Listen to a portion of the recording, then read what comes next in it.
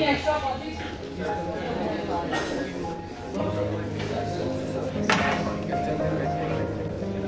Okay, good afternoon everybody. How are you? High prices of gold, commodity, property prices, food prices, what does it lead to? Inflation, yes sir, very good. Upheavals happening around the region, for example in Singapore, our neighboring countries, Indonesia, Philippines, Japan, we have the tsunami, as well as tsunami in India as well, China, a lot of the flood because of global warming, right? They blame it on the global warming, okay? Is this good or bad? Of course it's bad. But if you think of the longer term, economically, is it good? Yes, it's good because rebuilding requires rock, cement, steel, wire, cable, all this kind of stuff.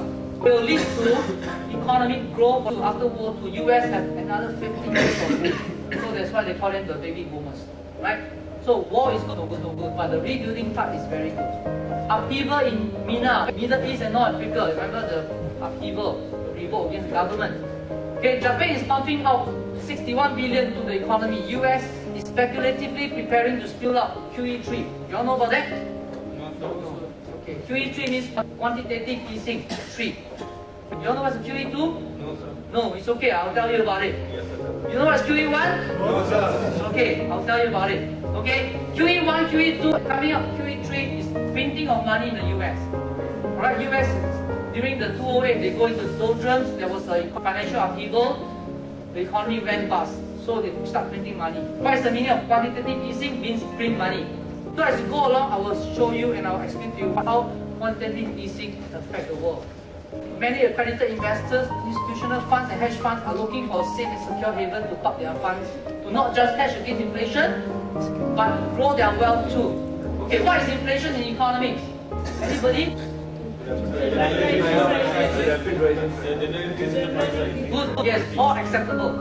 But the economic definition is too much money chasing after few goods. Too much money. So too much money, what must the government do? What must you do as a consumer? You cannot put your money under the bed anymore because of inflation, your money will depreciate. You cannot put in the bank, just the bank pay you less than 0.5%.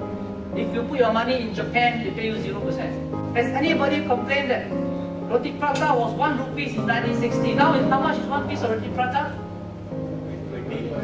25 rupees? Do you complain? You still eat, right? Do you complain that the price must come down? No, you still eat it. Seriously.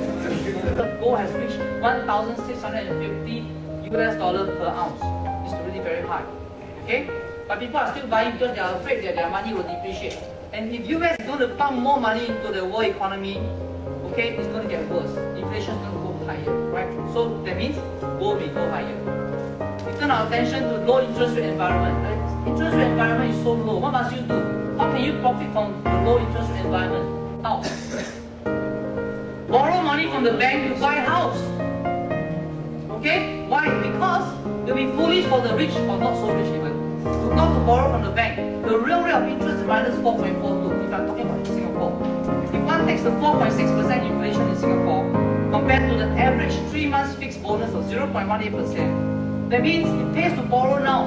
The more you borrow, the more you benefit. Because the real rate is already 4.42. Inflation is 4.6%. If you don't borrow now, your money is depleting in the bank. So that's why in Singapore, Bombay, China, property prices are shooting up. It shows that there are quite a lot of smart people around. The more people think that property price will come down, it will never come down. This is Murphy's Law. What is ETF? Exchange Traded Fund. Yes, Exchange Traded Fund. Is it good or bad to invest in ETF? It's good. Depends on which one you buy, right? Okay, there's so much of information flowing to you every day in the financial market. Okay, gold, silver, whatever. You have the transportation information, financial. How are you going to filter all this information if you are not a financial guy? How are you going to do that? Okay?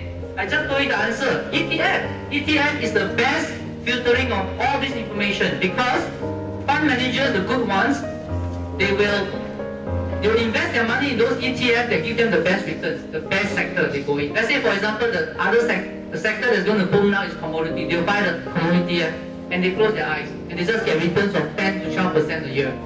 Okay? To beat inflation, that's most important, beat the inflation before we talk about beating the stock market.